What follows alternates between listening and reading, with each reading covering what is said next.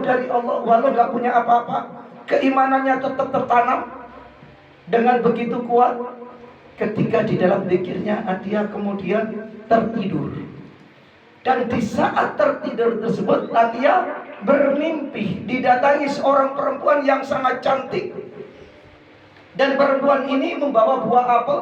Ketika sampai di hadapannya, lantas buah apel itu dibelah jadi dua, dan tampak di dalam buah apel ada batu permata yang sangat indah. Dan Atia sangat takjub. Ini batu sangat luar biasa. Tidak ada batu di dunia ini yang pernah aku pandang kecuali ini adalah batu yang sangat luar biasa. Lantas kemudian perempuan itu duduk di samping Atia, sampai mendekat. Atia kaget, loh kau ini siapa? Kok duduk ada di sampingku? Aku ini calon istrimu yang disediakan oleh Allah. Dengan apa Allah menyediakan calon istri? Yakni dengan baju yang kamu lepas, kamu berikan kepada ibu-ibu dan anak yatim tersebut. Lantas kemudian Atia sedang mendengar itu, terbangun dari tidurnya. Dia mencium bau aroma yang sangat sedap, yang sangat harum. Sampai ingatannya teringat terhadap keindahan seorang perempuan, calon istrinya, dan juga batu permata yang dibawa dari mana? Tiada lain, itu adalah karunia yang diberikan oleh Allah Subhanahu wa ta'ala. Dan ditunjukkan itulah, yakni penghuni surganya Allah Subhanahu wa ta'ala. Saat itu Atia kemudian berdoa, ya Allah, kalau memang yang datang semalam adalah merupakan calon istriku dan semuanya kamu sediakan untukku, maka saat ini pula cabutlah nyawaku ya Allah. Kira-kira kalau kita mimpi kayak gitu, mau kita ngomong cabut nyawaku sekarang juga? Oh, kepinginnya aja kepingin panjang. Ini salah satu ya, ada suatu ikhtiar kita ketika kita mau meninggal dunia, ditampakkan kebaikan-kebaikan oleh Allah Subhanahu wa ta'ala.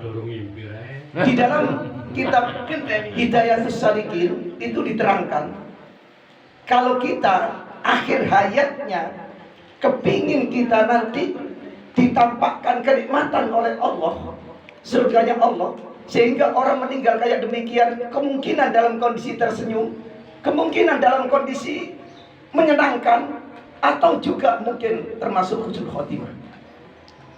Ikhtiar apa yang dilakukan ini? Yakni sholat tahiyatul masjid 4 rakaat.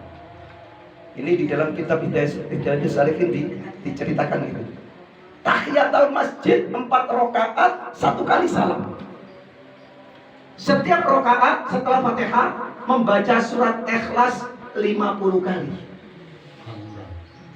Gak ada kurang, gak ada lebih. 50 kali. Ya Allah. Gitu. Loh, yang namanya hadiahnya besar ya otomatis berat. Untuk mencapainya ya penuh dengan ujian. Tapi saya kira ujian kalau dilakukan ini sangat mudah. Apakah ibu-ibu bisa? Bisa. Kita datang ke masjid pakai mukena, hanya niat untuk tahiyatul masjid, bisa. Ini diantaranya ikhtiar kita. Di akhir zaman ini, zaman penuh fitnah, zaman penuh suatu ujian bagi kita. Maka dari itu, siapa yang suka bicara tapi bicaranya baik, itu adalah perak. Tetapi yang diam adalah emas. Dan tergantung kita.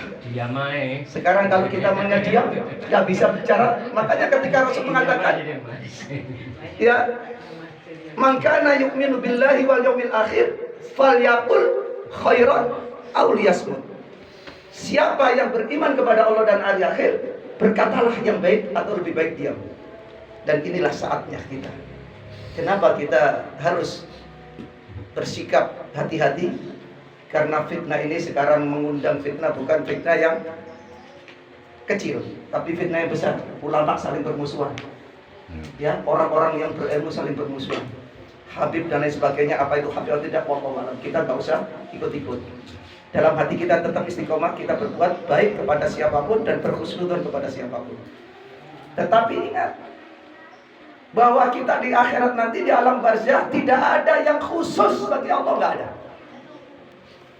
Nggak ada yang ada di dalam alam barzakh itu adalah si fulan, adalah mempunyai kriteria kayak gini, dia nanti bebas. Nggak bisa.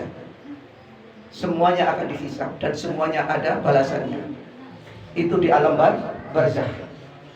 Ketika Siti Fatimah radhiyallahu anha beliau wafat, yang mengantarkan jenazahnya adalah Sayyidina Ali dan juga dua anaknya Sayyidina Hasan dan Sayyidina Husain. Orang lain sahabat Rasulullah yang mengantarkan adalah Abu Dzar Al-Ghifari. Ketika sampai di makam, di liang lahat, Abu Dzar bilang, "Hei makam kuburan, kamu tahu nggak siapa yang akan dimakamkan di sini? Ini adalah bola matanya Rasulullah. Ini adalah kasih sayangnya baginda Sayyidina Muhammad Sallallahu Alaihi Wasallam. Jangan macam-macam kamu terhadap apa jawab kuburan. Aku bukan tempat untuk menanam nasab, tapi aku tempat adalah menanam amal soleh. Sehingga di alam barzah tidak ada keturunan, tidak ada adalah anak raja, tidak ada itu adalah anak siapa, yang semuanya dinilai adalah amal solehnya.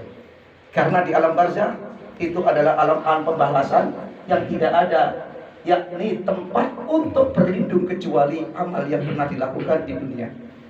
Itulah saudara-saudara sekalian, bagi kita semuanya.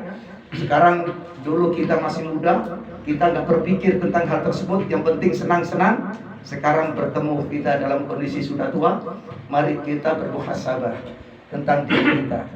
Khususnya Al-Fakir juga kadang-kadang kita juga ya merenung diri.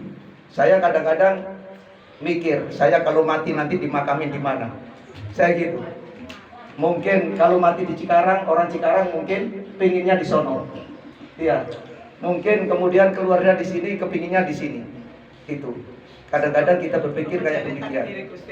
Nah, apakah takdirnya Gusti Allah? Mau meninggalnya di mana? Kalau meninggalnya di Jember berarti dimakamin di Jember. Kalau takdirnya Allah gitu, tapi enggak. Ini